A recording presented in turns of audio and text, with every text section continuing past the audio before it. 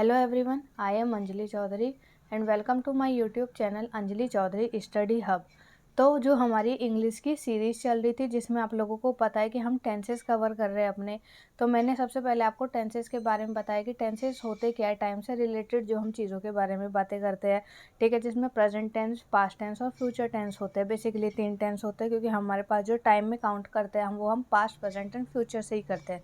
उसके बाद मैंने आपको सिंपल पास्ट टेंस पढ़ाया था और आज हम पढ़ेंगे पास्ट इंडेफिनिट टेंस। और इससे पहले मैंने आपको सिंपल पास्ट टेंस पढ़ा दिया है, सिंपल फ्यूचर टेंस और सिंपल यानी कि प्रेजेंट इंडेफिनिट पढ़ा दिया है। आज हम पढ़ेंगे पास्ट इंडेफिनिट टेंस। इसमें हम क्या पढ़ेंगे, सबसे पहले रूल देख लेते हैं इसके। पास्ट यानी कि जो बीत गया है, ठीक है, जो टाइम बीत गया उसे हम पास्ट में काउंट करते हैं। अब सबसे पहले अफर्मेटिव, फिर नेगेटिव, उसके बाद इंटेरोगेटिव। अफर्मेटिव में हमारा क्या होता है, सीधा सीधा वर्ड लिखना होता है। हमें सबसे पहले सब्जेक्ट लिखना होता है, उसके बाद अब यहाँ पर पास्ट की बात हो रही है तो वर्ब की कौन सी फॉर्म आ जाएगी, सेकंड फॉर्म आ जाएगी। सेकंड फॉर्म हमेशा पास्ट के लिए ही यूज़ होती है वर्ब में। और मैंने आपको पहले ही बताया था कि जब हम वर्ब का यूज़ करते हैं ना टेंसेस में, तो हम क्या है, वर्ब की 3 फॉर्म का यूज़ करते हैं, फर्स्ट, सेकंड एंड थर्ड। उसी में हम आईएनजी ऐड कर देंगे, हम क्या कर देंगे, हैज़ हैव ऐड कर देते हैं, सिंस, फॉर, ये सारी चीज़ें। तो आज हम सिंपल पढ़ रहे हैं पास्ट इंडेफिनिट टेंस, तो हम क्या, वर्ब की सेकंड फॉर्म लगा के देन ऑब्जेक्ट लग जाएगा। उसके बाद हमारा जो नेगेटिव सेंटेंस बनेगा ना, उसमें सब्जेक्ट तो एज इट इज़ उतरेगा, लेकिन यहाँ पर डिड नॉट लगेगा।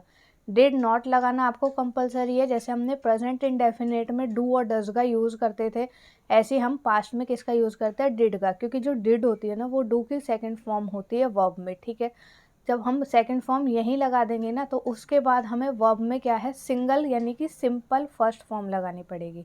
उसके बाद हम लगाएंगे ऑब्जेक्ट। ठीक है, बस एक बार आपको रूल पता चल जाए तो आप वर्ड बहुत आसानी से बना सकते हैं, पूरे सेंटेंसेस। उसके बाद है इंटेरोगेटिव। इंटेरोगेटिव में भी पास्ट की बात हो रही है तो डिड, फिर सब्जेक्ट, उसके बाद वर्ब की फर्स्ट फॉर्म, देन ऑब्जेक्ट। अब हम इसके कुछ साइंस देखेंगे, जैसे कि ता था, ती थी। अब ता था यानी कि वह स्कूल जाता था, वह गाना गाती थी, वे डांस करते थे। फिर है कोई आया, उन्होंने खाना खाकर चले गए। ठीक है, ई मतलब राधा गाना गाने आई। तो ये सारी चीज़ें क्या है, हमारी पास्ट में यानी कि जो हो चुकी है उसके बारे में बात होती है। अब जैसे कि मैंने एग्जांपल में आपको यहाँ पर देखिए, आप आई होप कि आप लोगों को दिखाई दे रहा होगा अच्छे से। तुमने एक पत्र लिखा, ठीक है।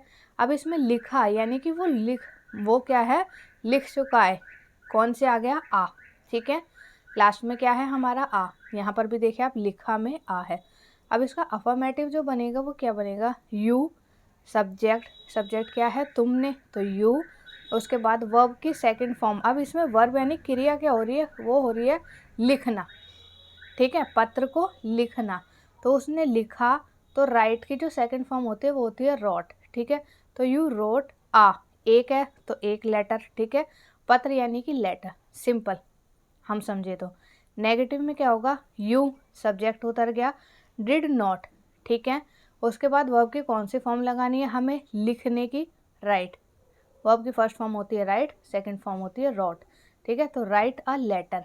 उसके बाद वो क्वेश्चन में पूछ रहा है कि क्या तुमने पत्र लिखा, तो उसमें क्या आ जाएगा, did you write a letter, कि क्या तुमने पत्र लिखा। अब ऐसे हम सेकेंड एग्जाम्पल समझते हैं। माला स्कूल जाती थी। अब यहाँ पर देखिए, ये साइन मैंने आपको पहले ही बता रखे हैं कि क्या क्या साइन लगेंगे इसमें, कि जिससे हमें पता चलेगा कि ये पास्ट इंडेफिनिट के बारे में पूछ रहा है।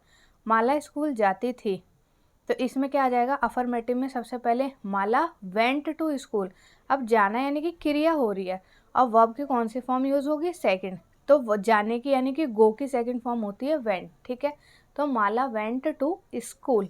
उसके बाद इंटेरोगेटिव में देखें यानी कि क्वेश्चन मार्क में हम कैसे बनाएंगे, कि did Mala go to school, कि क्या माला स्कूल जाती थी। अगर हम किसी से क्वेश्चन करते हैं तो हम क्या कहेंगे, डायरेक्ट इंग्लिश में did Mala go to school. अब यहाँ पर गो टू आप लोग देख रहे होंगे, क्योंकि डिड यानी कि सेकंड फॉर्म पहले ही लग चुकी है, तो वर्ब की कौन सी फॉर्म लग जाएगी, फर्स्ट फॉर्म। नेगेटिव में देखिए, Mala didn't go to school, did not को हम शॉर्ट फॉर्म में डिडेंट भी लिख देते हैं। ठीक है, तो ये क्या कह रहा है नेगेटिव में, कि नहीं, माला स्कूल नहीं जाती थी। अब आई होप कि आप लोगों को इन दो एग्जाम्पल से समझ आ गया होगा। ये रूल भी मैंने समझा दिए, साइंस मैंने आपको समझा दिए क्या क्या लगते हैं।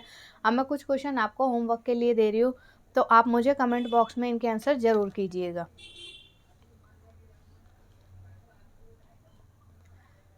सबसे पहला है, फर्स्ट जो हमारा सेंटेंस है, आपने एक पुस्तक खरीदी। ठीक है, अब यहाँ पर जो आपने की बात हो रही है यानी कि यू की बात हो रही है। ठीक है, तो सब्जेक्ट हमारा ये हो गया, पुस्तक क्या हो गई हमारी, ऑब्जेक्ट हो गई बुक। ठीक है, खरीदना, अब यहाँ पर जो वर्ब हो रहा है ना, क्रिया हो रही है, वो हो रही है खरीदना। तो खरीदेगी का हो जाएगा, फर्स्ट फॉर्म होती है बाय, सेकंड फॉर्म हो जाती है बॉट।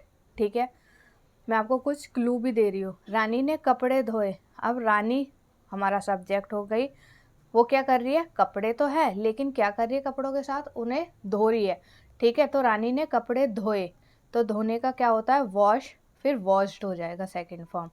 राहुल ने पाठ याद किया। ठीक है, सब्जेक्ट, उसके बाद याद जो हो गया ना, याद करना, वो क्या हो जाएगा हमारा, वर्ब हो जाएगा।